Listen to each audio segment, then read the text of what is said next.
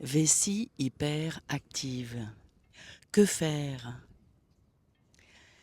Très souvent, nous les femmes, on nous traite de pisseuses, alors qu'en fait, c'est uniquement un conditionnement. La vessie, c'est la peur, symboliquement. Quand on a peur, on se pisse dessus. Et ta vessie hyperactive, c'est pas qu'elle a un muscle qui fonctionne pas bien, même si les médecins t'ont dit ça, c'est que tu as un détrusor, c'est le muscle de la vessie qui se contracte trop et qui te donne l'information d'aller aux toilettes alors que ta vessie n'est pas pleine.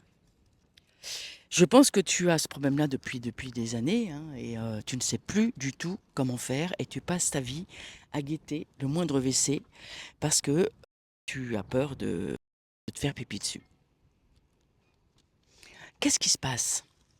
Cette vessie hyperactive, ce muscle, ce détrusor, qui a enregistré l'information de se contracter à peine quelques gouttes d'urine dans sa poche, dans la vessie. Alors c'est tellement simple ce que tu as à faire. Mais par contre, ça fait tellement d'années que ton corps a enregistré cette difficulté comme étant normale pour toi, que le vrai sujet va être de d'apprendre à ton corps à changer cette habitude. Et une habitude dont tu as l'impression que tu ne la contrôles pas du tout. À chaque fois que tu vas avoir envie d'uriner, que tu sens ta vessie se contracter, en tout cas l'information de je dois aller aux toilettes, c'est la vessie qui se contracte et toi ce que tu contrôles, c'est un sphincter qui est plus bas, qui va ouvrir le chemin de l'urètre pour évacuer l'urine.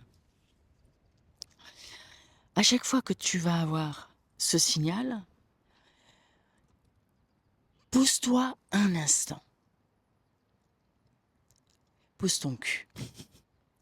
Je dis toujours ça avec un petit sourire, un petit rire, parce que ça choque certaines personnes. Mais en fait, c'est un outil qui est extraordinaire.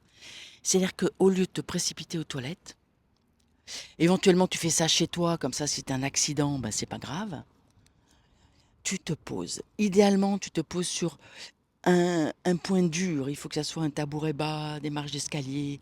Idéalement, les genoux vers la poitrine. Tu te poses et puis tu observes. Tu descends ton observation à l'intérieur de toi, tu descends ton observation en direction de ta vessie. Tu observes, en te posant vraiment,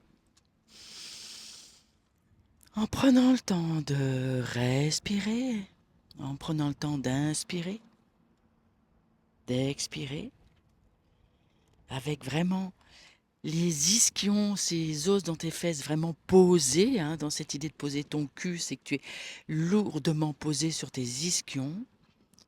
Tu viens observer ce qui se passe. Observer ce qui se passe.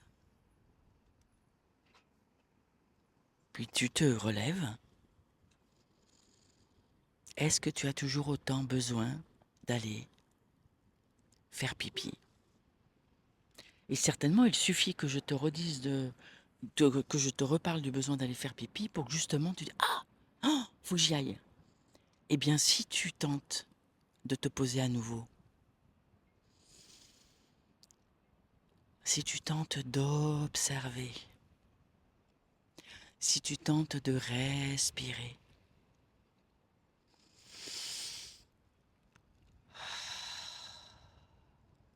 dis-moi, qu'est-ce qui se passe? Eh bien, si tu es toujours là à m'écouter, si ce qui se passe, c'est dans le bon sens par rapport à ce problème, eh bien, entraîne-toi, entraîne-toi, entraîne-toi. Laisse-moi un message pour me dire ce qu'il en est pour toi et n'hésite pas à partager, ça peut servir à d'autres. Et je t'invite à écouter mon prochain podcast parce que je vais t'expliquer pourquoi peut-être tu as une vessie hyperactive.